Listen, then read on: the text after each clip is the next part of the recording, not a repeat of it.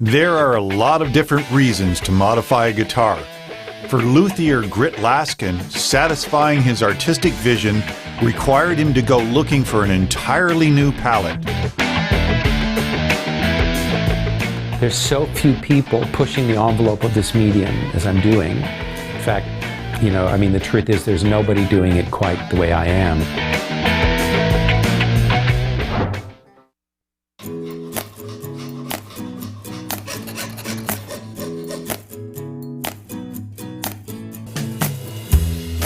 Normally, when you think of inlay work on a guitar's neck, you picture a dot or a square block. As an apprentice, you learn how to cut a piece of mother of pearl. I could teach you how to do that in about 10 minutes. But what you do with the medium is a whole different world. It changed just gradually. Maybe 30 years ago, I was starting to get a little more and more complex. Grit Laskin is a well-respected luthier who has been building guitars for over 40 years. He's created a number of patented guitar body designs. But it's the complexity of his inlay art that really sets him apart from everyone else. There's so few people pushing the envelope of this medium as I'm doing. In fact, the truth is there's nobody doing it quite the way I am. It's not decals, it's not painted on, I don't stain woods. The colors are coming from stone and all the various shell materials and legal ivories and metals, and then hand engraved, which takes time. Yeah, like upwards of 300 hours per design. But more importantly, Grit makes it his artistic duty to have each neck he designs be a unique reflection of what matters most to the owner.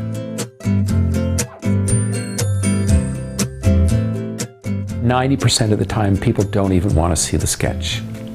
Once we have had many conversations, and phone is much better, because then I get tone of voice. When I hear the adjectives they're using, when I hear the way they describe something, the emphasis, and I'm constantly making notes and emphasizing where they're emphasizing. So when I go back and review, I really have a sense of what's important to them. And that's going to guide my theme.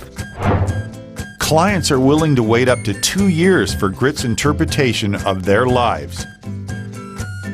They'll pay $20,000 to $30,000 not only for the guitar, but for the pseudo-therapy consult Grit makes part of his process. They'll say to me, well, gee, man, I love the inlay work you do, but I don't really know what I want to do, And I feel like we're in a therapy session. And I'm saying, well, what's important in your life? I start pulling these things out of them,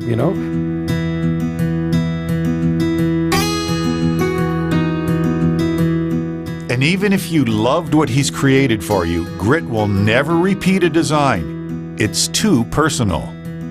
It's always original art. Even if it was to you and you already had a guitar and you wanted a different style of instrument now and you loved the theme, well, we'd explore it a different way. But there'll only be one of them, as far as I know. And that keeps it special for you, but fun for me. One of his more challenging pieces was for a repeat customer from Japan. His English wasn't perfect, and he had got his second guitar from me. So we were looking for a new theme, and he said, well, my wife's just about to have a baby, so why don't we do something on birth?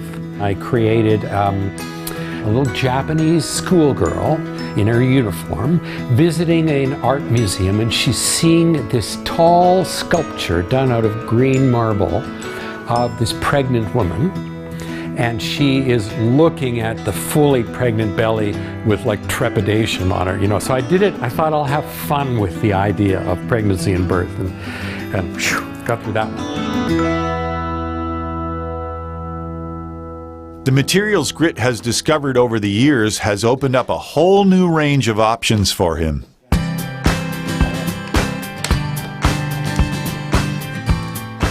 They take natural stone, pulverize it into a powder, and then reassemble it into blocks in a vacuum with a resin like epoxy to hold it together. So it's still 85% the stone, 15% the resin, but what they've done is broken down the molecular structure, so it's not a rock anymore. It's a brittle hardness, more like bone or ivory. So you can work with it easily. So suddenly I've got all the color palettes from the purples and blues and greens and reds and browns and everything in between. So my palette tripled overnight by discovering this stuff. And I was the first that anyone knows of using it in inlay. But it's not only the range of colors that bring these images to life, it's the detail. It takes time. It's just time.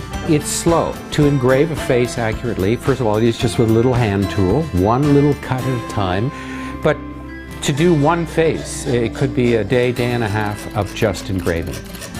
And if you do it faster, you can maybe make something that looks like a face. I mean, you know, a couple little squiggles and it looks like a face. The brain recognizes it a face. But if you want it to look like somebody and have some dimension to it, then it takes the time.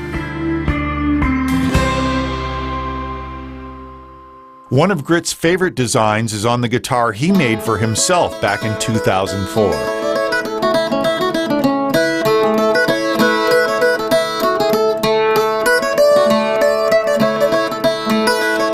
This is actually showing somebody pole vaulting, but cello vaulting. This was my visual symbolism for the difficulty non-violin bowed instruments have attaining status in the orchestra. The violin is king and everybody else is second class. So look what this cellist has to go through, you know. She's heading up to the pole, but for the violinist, it's easy. He's already there. He's having a little cappuccino and he's a little miffed that somebody's kind of, you know, bothering him and he's looking down. So over here, I am observing her jump. So I'm at right angles, I'm not part of the story.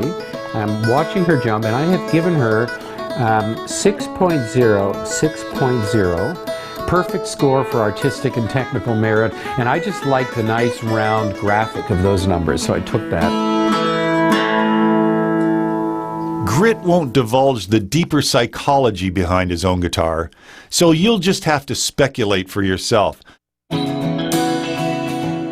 But regardless of who the customer is, every time it's a personal transaction. You're delivering a tailored, personalized musical instrument, a tool for their creativity. When you add to it an additional layer of creativity, art, within the tool that is very personal and sort of quadruples their connection to this instrument, I feed on this kind of connection to my customers and love it.